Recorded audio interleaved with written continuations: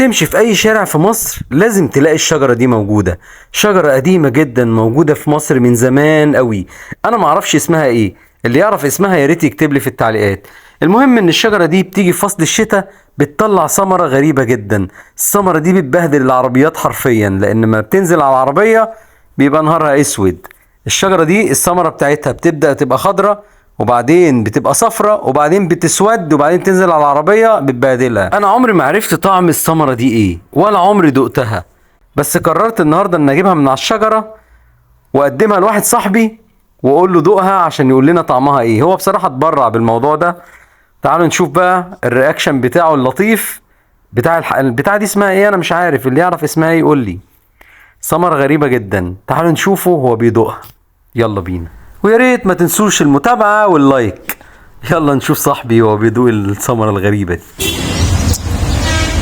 تصورني وانا باكلها؟ وانا بعد ما اديتها له كان متردد جدا، بس في الاخر دقها. تعال نشوف قال عليها طعمها ايه؟ ايه؟ لا والله مش مسكرة. السؤال هنا، اللي يعرف اسم الشجرة ايه واسم الثمرة ايه يا ريت يكتب لي في التعليقات. وسلام.